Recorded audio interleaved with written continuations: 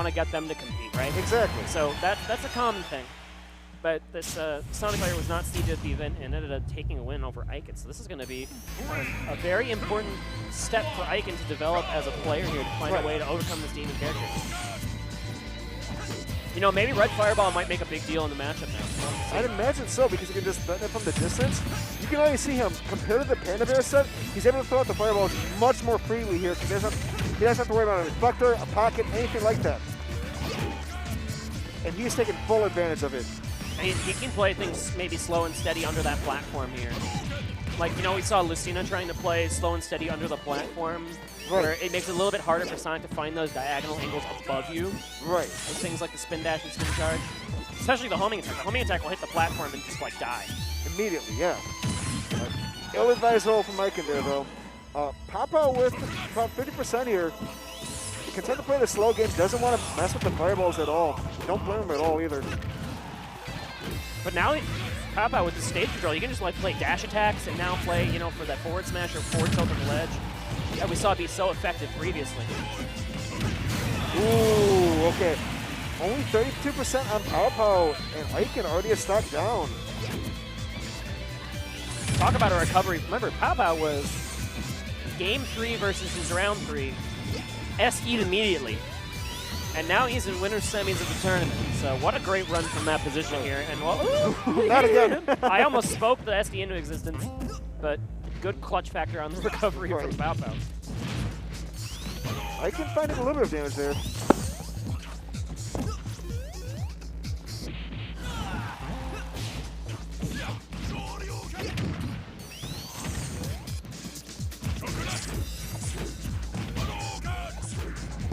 So see more than neutral, just a little bit of spin dash fighting against fireballs from Ryu.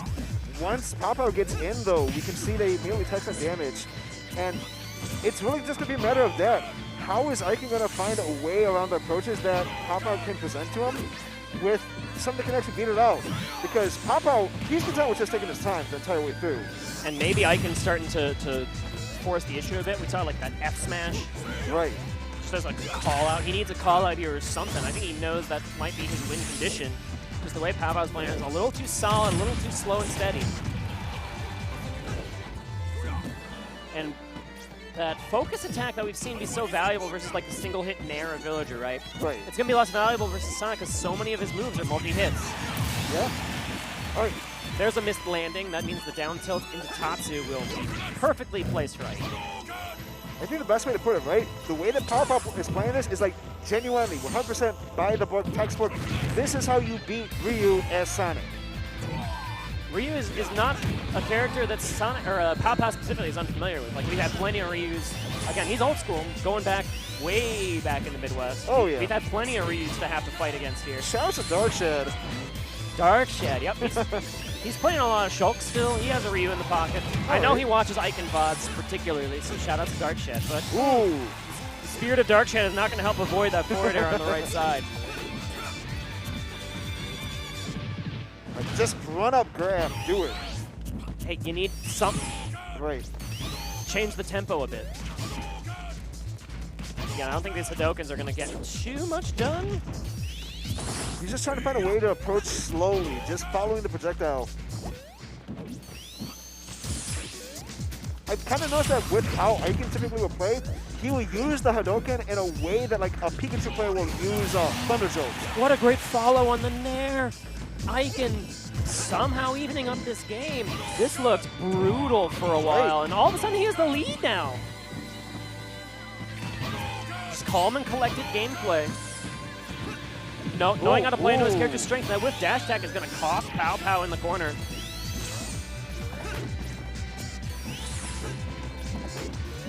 He's getting closer and closer to being Ikan's game too.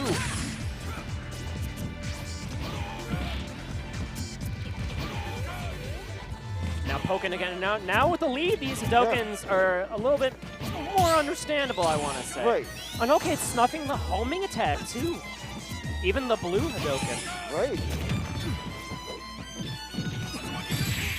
Is that it? Ikan taking game one. That killed. Hello. I have no words. Everything about what we just saw from that game up until that last stock, looked like it was just PowPows, no question asked. And Ikan, just from out of nowhere seemingly, he finds the lead and he finds the win. Craziness. He's more calm and collected than we were. We were writing him up. We were like, Ikan, you're done. You're a stock and a half down here versus Sonic. What are you gonna do? And you know what he did? He just poked and prodded, played his character's strengths, found the tech chases that he needed to. Like particularly that one nair that pushed PowPow into the corner. Right. Then he chased afterwards to find the KO. Just the Clutch mentality of a stuff. champion.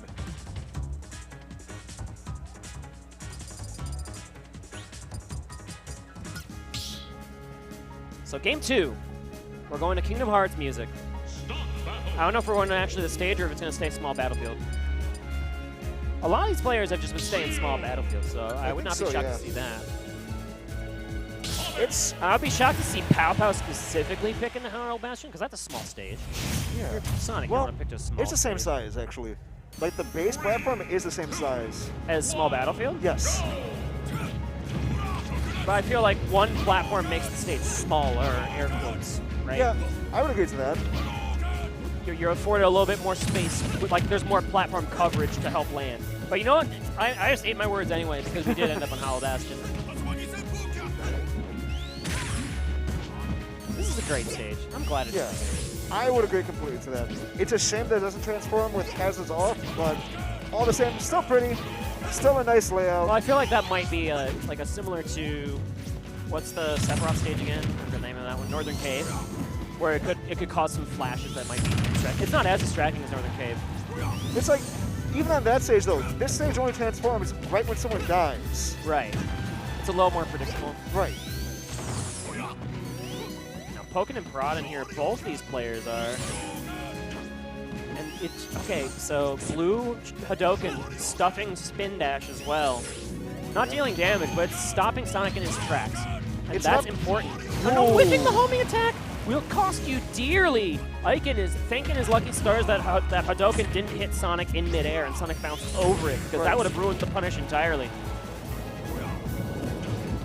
Ikan, man, he is so brilliant at recovering. He makes it look easy. It is not easy to find these angles versus edge guards from Villager, from Sonic, from crazy edge guarding characters. We've seen it for like literally 2 full Smash games of just Ryu getting absolutely destroyed off stage.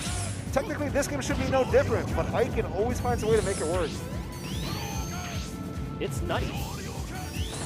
And it's kind of like fighting a Little Mac almost, right? Where like if you're playing an honest, neutral game versus Little Mac, you're already just at a disadvantage from the gut, from the jump. You need to find those edges on the linear recoveries when they are presented. So that's like a weakness built into the character's kit, and they have strengths to compensate for it, right? Right. But Ikan, just the way he plays, you don't really see that weakness. He's making the most happen here, and that is a super dead Sonic. Crumple stun, exploding Judy hops off the left. Still what manages a to make big it work. brain fireball. He wanted the air damage. Ikan, you are ridiculous.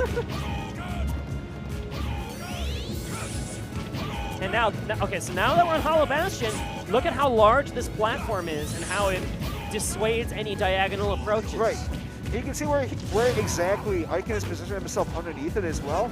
He's always at the ledge farthest away from PowPow, so that diagonal is completely covered. We finally saw the collarbone breaker. That's the first one Ikan has thrown out on stream. But it wasn't against a shield, unfortunately, so now we're all set. But okay, good stuff there to PowPow. Cleaning up the stock. Still a hell of a mountain to climb, though. Yeah, now you are one move away from demise. You get hit by one single tilt, one single jab. One single up air. You are done for. PowPow's got to play the best Smash of his life here in this spot if he wants to win this game number 2. This is a best of 5, so he's not out of it yet, even if he does lose. But reverse 3-0ing Ikan after this momentum? Yeah, that is a scary thought. Ikan, with all the confidence in the world, running straight through Sonic, expecting to roll back with some sort of retreat. Yeah, and catching the landing with just a Hadoken. He doesn't need to overextend. He can just put the fireball out there. Okay, finding the angle. Again, afforded that diagonal angle because Ikan was in the corner this time.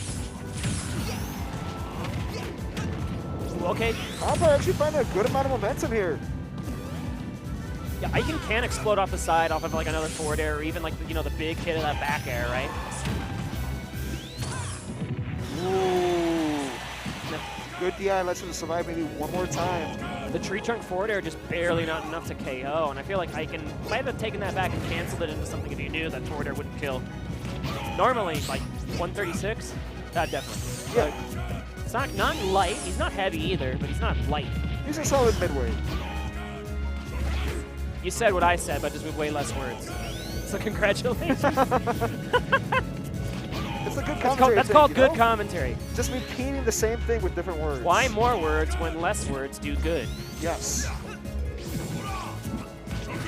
Meanwhile, while we're talking about how hard commentary is. You want to talk about something hard? This matchup right now for PowPow is looking impossible. He's got to find a strong hit in here, knock Ikan off the stage, and then do it again. All before Ikan lands like one of his fastest moves in his kit. How do you deal with it? That's a way.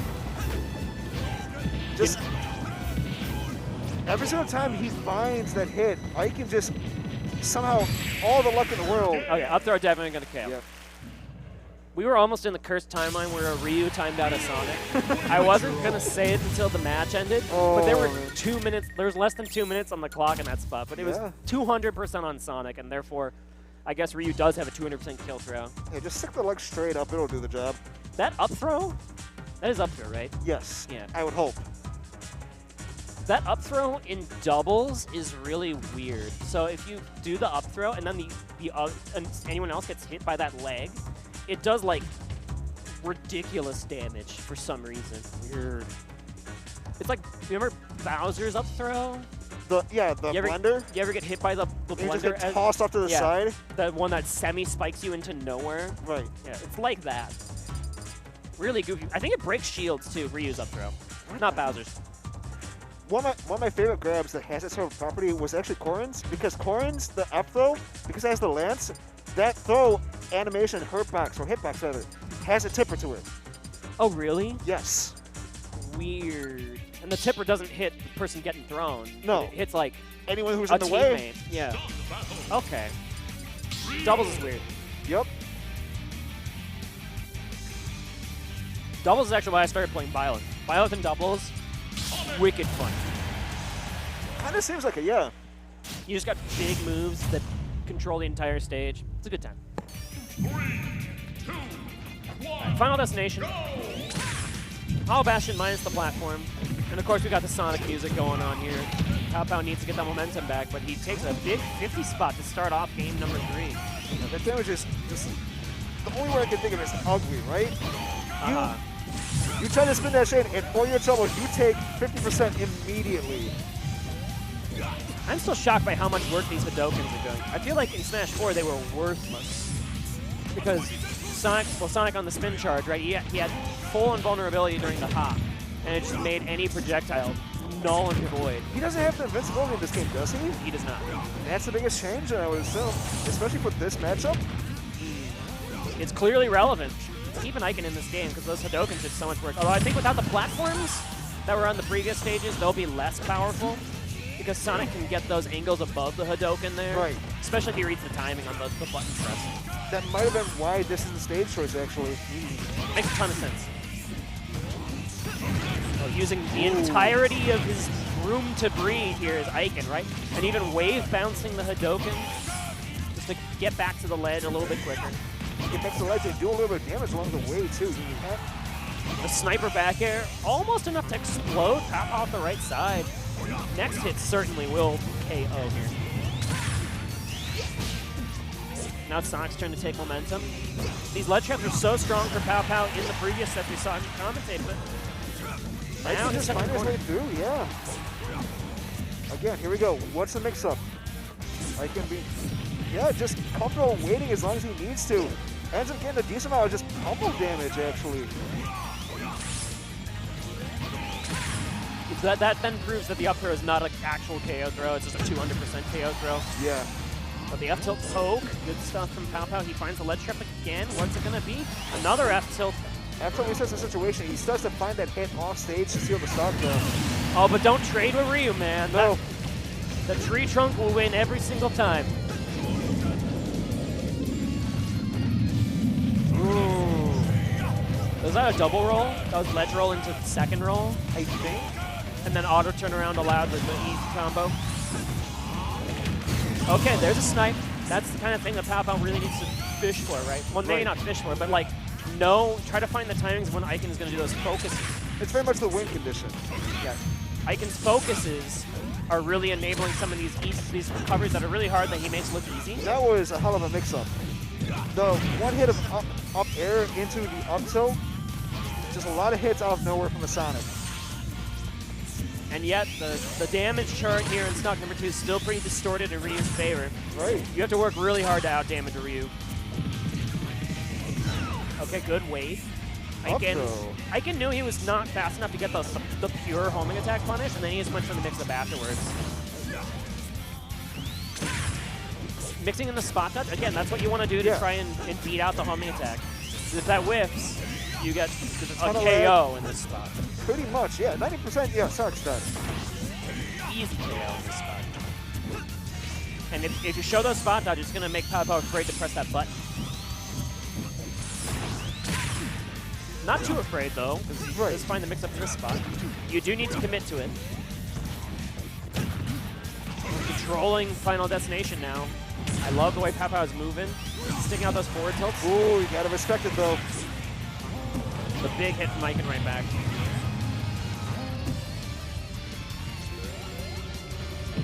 Ooh, okay. Blow him up. Just waited until the perfect moment to go for the hit and gets a stock for it. Now already 40% into PowPow's last winner side stock potentially. Oh no, that would have been so spicy, but not to be. PowPow will not fall victim to the brilliant down air. And okay, there's a big burst option right back. That's I think the first F smash we've seen him hit on stream. Or maybe he hit one in his earlier set. Maybe. It's definitely the first one he hit versus Ikan. Right.